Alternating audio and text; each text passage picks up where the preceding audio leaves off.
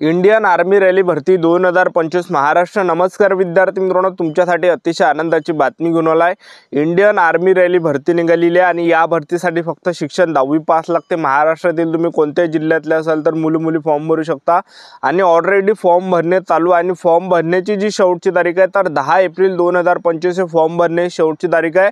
तर चांगली सुवर्ण संधी आपल्या हाती चालून आली आहे। तर ज्यांनी सुद्धा आतापर्यंत फॉर्म भरला नसेल तर फॉर्म भरून टाका, कारण की फॉर्म भरायला फक्त कोणकोणते डॉक्युमेंट लागते 10वीचा मार्कशीट किंवा बोर्ड सर्टिफिकेट आणि आधार कार्ड, मोबाईल नंबर आपला लिंक असला पाहिजे आधार कार्डला, त्याचबरोबर जे ईमेल आयडी, बस एवढ्या डॉक्युमेंटवर आपल्याला जे आर्मी भरतीचा फॉर्म भरता येते। एवढे डॉक्युमेंट असेल तर सायबर कॅफेमध्ये जा आणि तिथून फॉर्म भरून टाका, ठीक आहे। आणि यारो छत्रपती संभाजी महाराज नगर, यारो नागपूर, यारो पुणे, यारो मुंबई, यारो कोल्हापूर या 5ही यारोच्या आर्मीची भरती निघाली। कोणकोणत्या जिल्ह्यातले विद्यार्थी या ठिकाणी सहभागी असणार आहे, कोणकोणत्या जिल्ह्यातले मुलं या ठिकाणी फॉर्म भरू शकणार आहे त्याबद्दल सुद्धा तुम्हाला सांगणार आहे। उंची किती आहे, छाती किती आहे, ग्राउंडला कोण देणार, लेखी परीक्षेचा अभ्यासक्रम काय, निवड प्रक्रिया काय आहे, सिलेक्शन प्रोसेस काय, सर्वात अगोदर लेखी परीक्षा असणार आहे की ग्राउंड असणार आहे, संपूर्ण माहिती मी तुम्हाला इंडियन आर्मी रॅली भरतीबद्दल सांगणार आहे। तर आजचा व्हिडिओ खूप महत्त्वाचा होणार आहे। व्हिडिओ शेवटपर्यंत बघा आणि व्हिडिओला आताच लाईक करा। नमस्कार विद्यार्थी मित्रांनो, नोकरी लाईन मराठी यूट्यूब चॅनलवर मी गोपाल अनखडे तुमचं सर्वांचं सहर्ष स्वागत करतो। तर मित्रांनो, व्हिडिओचा थंबनेल बघून तुमच्या लक्षात आलं असेल की आपला व्हिडिओ कोणत्या टॉपिकवर होणार आहे।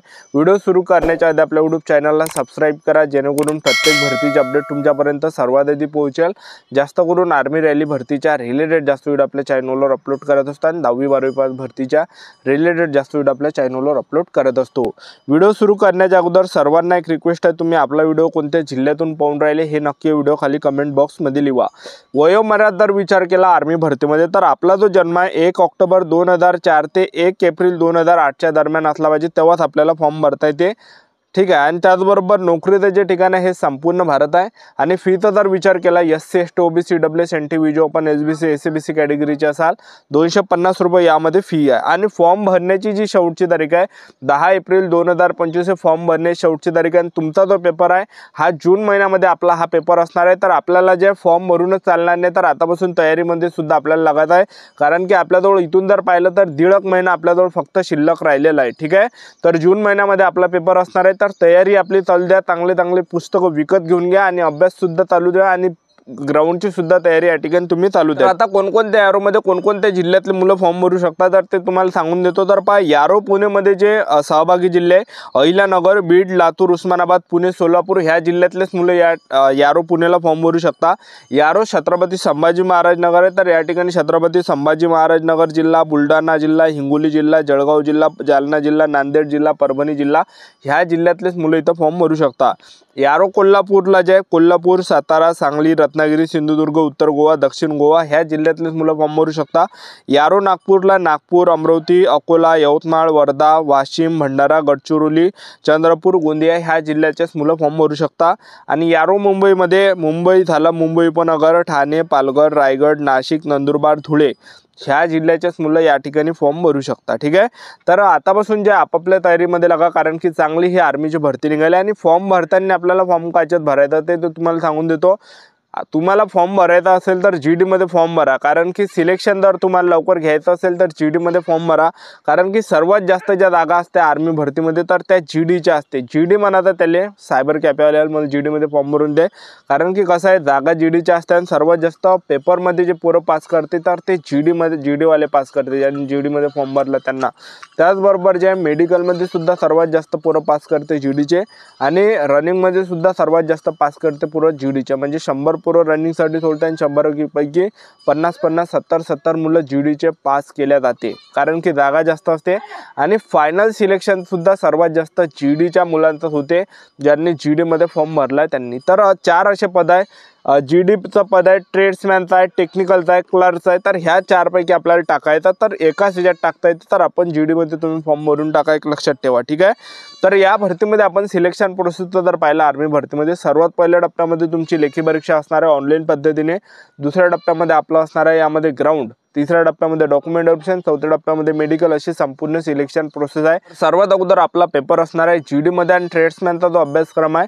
तर पेपरला जे प्रश्न परीक्षेला विचारले जाणार आहे, जनरल नॉलेजचे 15 प्रश्न परीक्षेला विचारले जाणार आहे, गणिताचे 15 प्रश्न परीक्षेला विचारले जाणार आहे, विज्ञानचे 15 प्रश्न परीक्षेला विचारले जाणार आहे, बुद्धिमत्ता चाचणीचे 5 प्रश्न परीक्षेला विचारले जाणार आहे। तर टोटल 50 प्रश्न परीक्षेला विचारले जाणार आहे।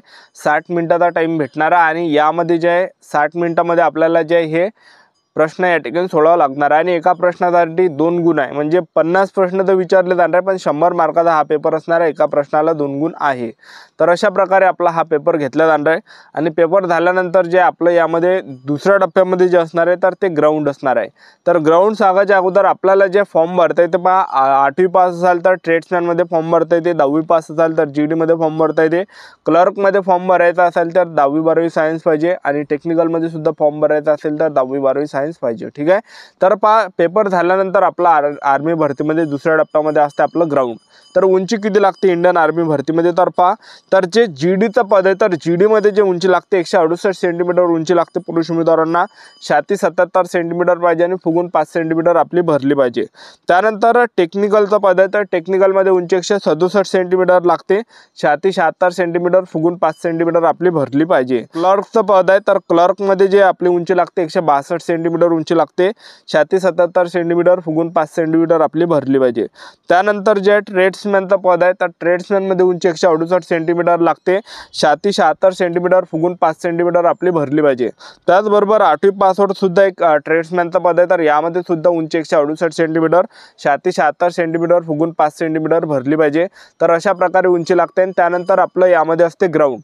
तर यामध्ये 1600 मीटर रनिंग आहे आर्मी भरतीमध्ये आणि 1600 मीटर रनिंग तुम्ही 5 मिनिट 30 सेकंडपर्यंत जर तुम्ही 1600 मीटर रनिंग मारली तर तुम्हाला जे एक्सेलेंटमध्ये घेतले जाते, तुम्हाला 60 मार्क या ठिकाणी भेटते आणि तुम्ही जर रनिंग या ठिकाणी 1600 मीटर रनिंग 5 मिनिट 30 सेकंड ते 5 मिनिट 45 सेकंडपर्यंत मारली तर तुम्हाला 48 मार्क भेटते, थोडे मार्क कमी या ठिकाणी भेटणार आहे। आणि त्याचबरोबर तुम्ही जर 10 पुलअप्स काढल्या तर 40 मार्क तुम्हाला भेटणार आहे। तर अशा प्रकारे जे 100 मार्काचा हे फिजिकल असते, 1600 मीटर रनिंग एक्सेलेंटमध्ये मारले तर 60 मार्क आणि त्याचबरोबर 10 पुलअप्स काढल्या तर 40 मार्क, असं 100 मार्काचा हे फिजिकल असते आणि जसजशा तुमच्या पुलअप्स कमी निघणार आहे तसतसे कमी मार्क तुम्हाला या ठिकाणी भेटणार आहे। तर अशा प्रकारे यामध्ये जे आहे ग्राउंड असते एक लक्षात ठेवा। ठीक आहे, आणि त्याचबरोबर लॉंग जंप सुद्धा असते आणि झिगझॅग सुद्धा असते, पण हे लॉंग जंप आणि झिगझॅग जे हे नॉर्मल असते तर याला जे जास्त मार्क्स वगैरे नसते, एक लक्षात ठेवा। ठीक आहे, तर हे आपलं पडलं नाही तरी सुद्धा आपल्याला दुसरा चान्स दिला जाते।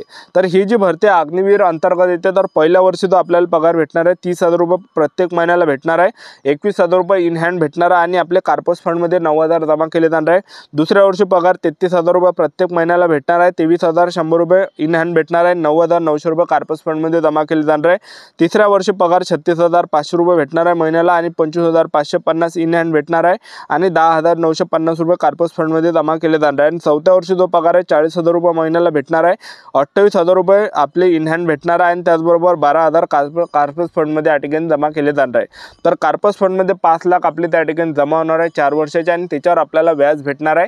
तर जवळपास 5 लाखाचे जे आपल्याला कार्पस फंडचे जवळपास 11,71,000 रुपये भेटणार आहे। तर एवढा आपल्याला पगार भेटणार आहे। तर ही होती संपूर्ण महत्त्वाची माहिती। आपल्या यूट्यूब चॅनल सबस्क्राईब करून ठेवा, व्हिडिओ अपडेट देत राहणार। आजच्या व्हिडिओ इथंच थांबतो, भेटूया नेक्स्ट व्हिडिओमध्ये। जय हिंद।